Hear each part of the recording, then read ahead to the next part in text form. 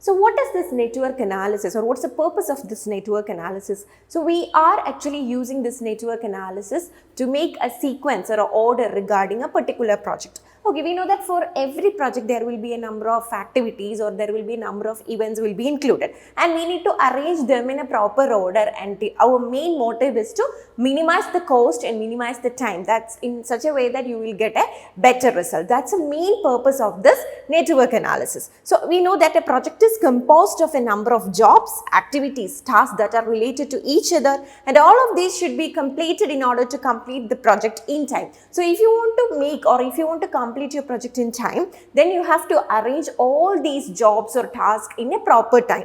Then only you are able to complete that particular project, right? So you can actually divide every project into different tasks or different jobs, and you need to arrange them. Then only you will get a better result. So a network is a combination. So with this network diagram, or in this network analysis, we are making a combination, or in this we are including the combination of this events and activities. Okay.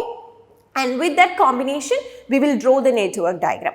Anyway, what's the main purpose of this network analysis? As I already mentioned, it is to minimize the cost or minimize the time related to this particular completion of that particular project. The problem of network is to find a course of action which minimize time, cost or distance in the performance of various activity. So we know that for every operational research, we are finding some solutions for different problems. And when we are dealing with this network analysis, it is about minimizing the time or minimizing the cost or distance with related to a project. So this provides techniques for planning. You are able to plan with this, or scheduling, controlling, monitoring, or coordinating a larger complex project. So you can arrange them in a proper order, and with that you are able to achieve that particular project in time, and by minimizing all your cost and distance and time also.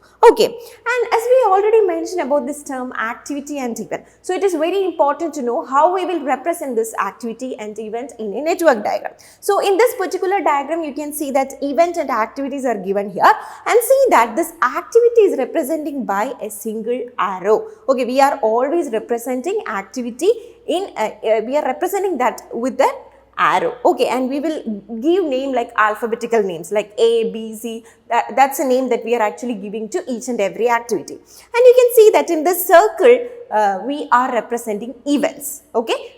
We are using arrows to represent activity, and we are using circles, or within circle we are actually recording the events. Okay, so here you can see that event 1 is there, event 2 is there, event 3 is there, event 4 is there, and you have a number of activities. And when you looking this to particular diagram, you can see that here it is represented like tail event and head event. So see, the starting part is actually known as, or the beginning of a particular activity is known as tail event, and end of that particular activity we will represent it as a head event. So tail and head event. Okay, and we are actually connecting, or we are actually recording this activity in a single arrow. So these are very important. Okay, like how we will represent an event or how you will represent an activity. Always ensure that we are making, or while we are drawing this network diagram, you should represent activity in a single arrow, and when you are using, or when it is about event, you should record it in a within a circle.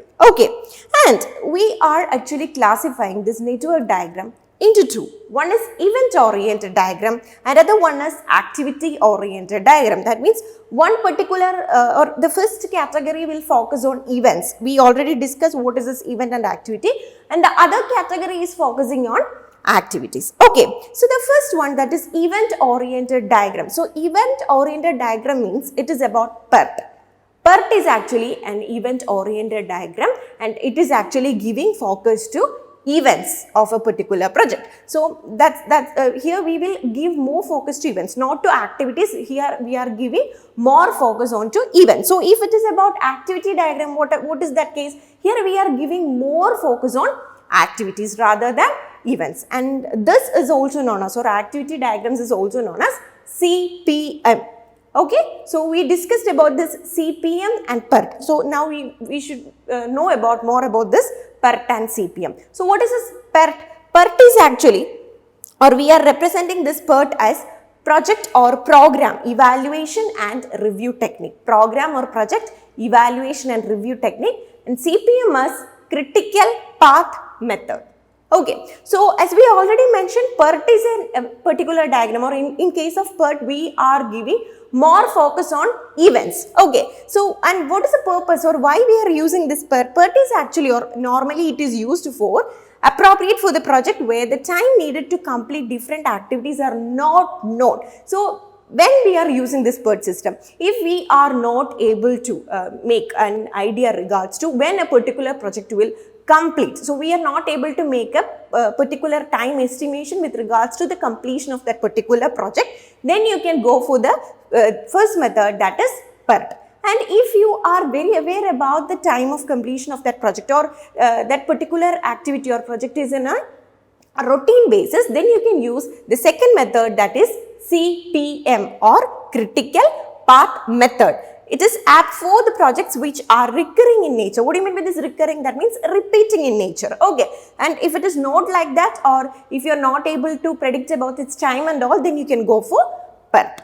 Okay, now another activity, or another one which you have to focus when you are studying with this particular CPM is about the kinds of activities. In CPM, we are actually dividing activities into two. As we know that here we are giving more focus on activities, in which we are classifying these activities into two.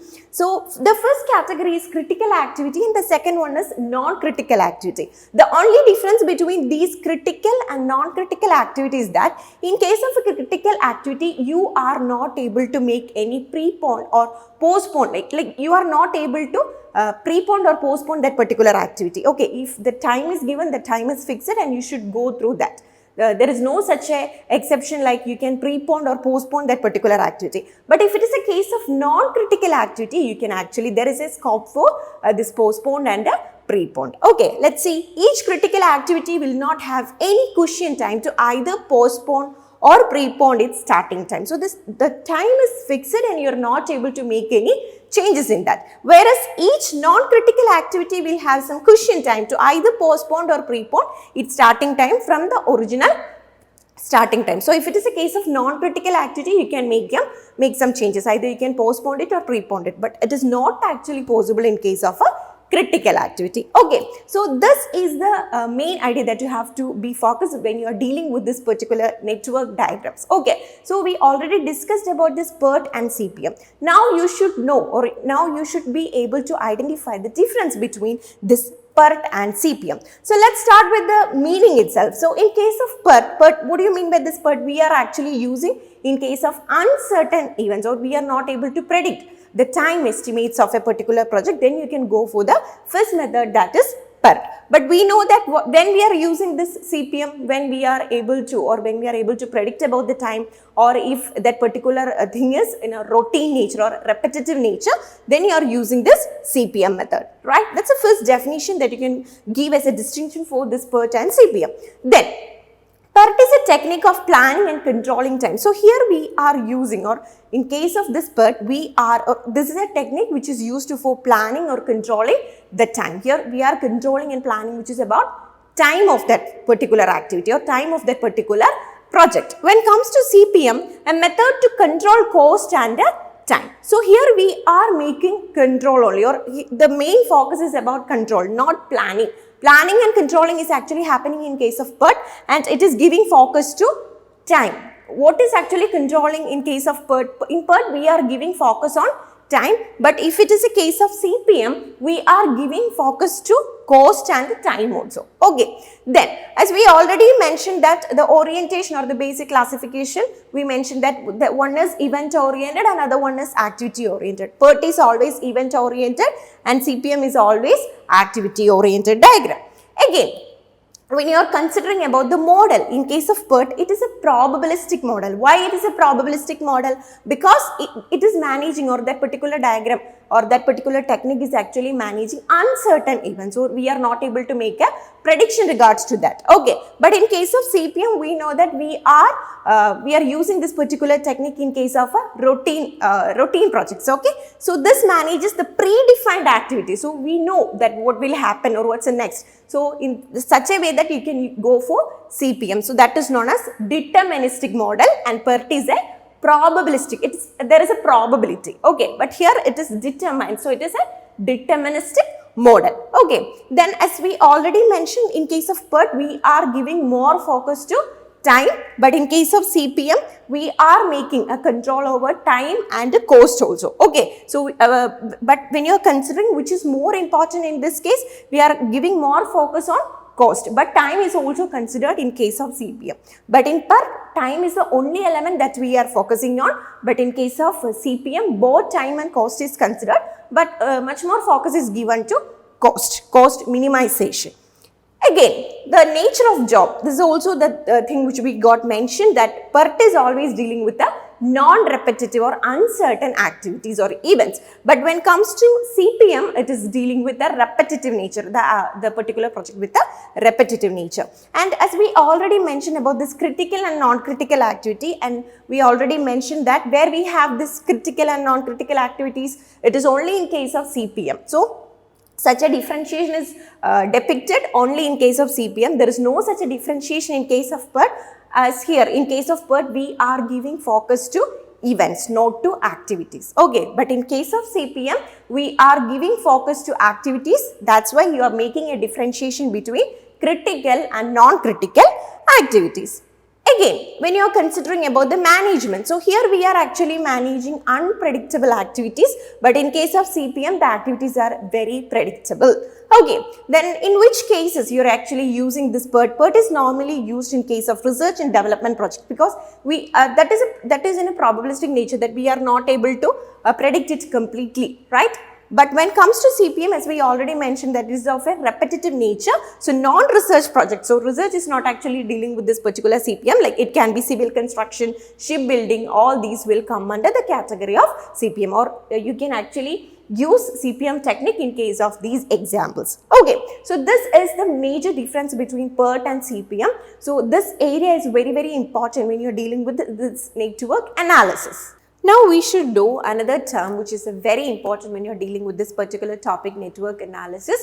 that is critical path. What do you mean by this critical path? We know that for completion of a particular project, it needs to, or there is a particular sequence that we are arranging for completing a particular project, like it will be interlinked with a number of activities. So when you are choosing, or in case of this critical path, it is saying, or it is just finding the longest path which is needed for completing a particular project, or the longest time it will take to complete a particular project. Let's see, critical path is that sequence of activities which determines the total project time. So here it is considering about the total project time, or the time which is needed for completing that the complete project. Okay, so in a project network, there may be a number of paths starting from initial event and end in terminal event. So we know that there are a number of options, like it can start with the beginning part, that is from the initial event, and that got end with the terminal event. So you will have a number of options. So when you're connecting these paths, you will get a path, or when you're connecting this particular network diagram, you will get a particular diagram with the longest path, or with the longest in case of this time. That is known as the critical path. So among these paths, that which is longest on the basis of the final duration, when you are considering about the time, the one which the highest duration, or one with the longest duration, will be considered as the critical path. So it will shows the maximum time that you can allocate on that particular project. That particular path is actually known as critical path. So this area is also very important when you are dealing with this network diagram. So now let's start with the previous year question from this area. So this is on December 2018. The following statements relate to the project network. Choose the correct chord for the statements being correct or incorrect. So let's start with the statement 1. An activity cannot be represented by more than one arrow, but an arrow can represent one or more activity. So we already have a diagram related to this events and activity and how we will arrange them. So in this particular statement, it is given that an activity cannot be represented by more than one arrow. So for representing each and every activity, we are using a single arrow, right? So that particular statement is correct, because you are able to use only single arrow, or a single arrow. With that only you can represent an activity. So for the first part of this statement, 1 is correct, but an arrow can represent one or more activities. See, an arrow is representing only a particular activity. In that diagram, you can see that when you are going back to that particular diagram. Let's see in this diagram. So here we are actually representing an activity with a single arrow. So here also in the second part of this diagram also you can see that you are using a different arrow for representing different activities. So we are not making an arrow for representing more than activity. So if you want to represent another activity, you have to use another arrow. So you are not able to use a single arrow for getting a particular activity. So that statement is wrong, but an arrow can represent one or more activity. No, an arrow can represent only one activity or a single activity. So the first statement is incorrect. Coming to statement 2, the activities in a critical path can be preponed or postponed. Does the critical activity can be preponed or postponed? We already discussed when we dealing with the CPM that there will be two kinds of activity, critical activity and non-critical activity. Can this critical activity can be preponed or postponed? No, there is no such an option for making any preponed or postponed. So in that case, statement 2 is also incorrect. So what about this statement? Both statement 1s and statement 2s are incorrect. So the correct answer for this question is option B. Next question was on June 2019, and you can see that this particular question is related to PERT and CPM. So let's deal with the first option. PERT is probabilistic in nature and CPM is deterministic in nature. So we know that first statement is very true, as we already discussed that PERT is actually dealing with uncertain event. So the model we are using there is probabilistic, while in case of CPM it is of a routine nature or it is of a repetitive nature. In that case we are using a deterministic model. So the first statement is correct, or the first option is correct. Then second one, PERT is most suitable for new as well as all projects. We know that in case of PERT, or why we are using, or in which cases we are actually using this PERT system, in case we are not able to predict about that particular project, or there are uncertainties is there. Okay, so it is given that it is also suitable for all projects. So if it is an all project, you are able to predict about it, right? So it is not like that. It is always used for some uncertain activities, or we are not able to predict about its result. So the first part of the second statement is incorrect. But CPM is of a great value for projects that are repetitive in nature. So that is correct, but the first portion is incorrect. So you can avoid that particular option. See, PERT focuses primarily on time element and attaches lesser significance to cost. On the contrary, CPM puts a strong emphasis on cost. So here it is given that PERT is giving focuses mainly on time and it is not giving much focuses on cost. But when you are dealing with CPM, it is giving more focuses on a cost. That one also we discussed, right? So that statement is also correct. What about D? PERT is an activity oriented and CPM is event oriented. So that is not correct. It is an opposite way, like PERT is event oriented and CPM is activity oriented. So D is also wrong. So A and C are the correct option. So when you are going through the option, yes, option D, A and C. These are the correct options for the question. So the correct answer for this question is option D. So in this video, we discussed a very important topic, network analysis. For every exam, you can actually expect a particular question from this operational research. So I hope this video will help you for your preparation. Thank you and happy learning.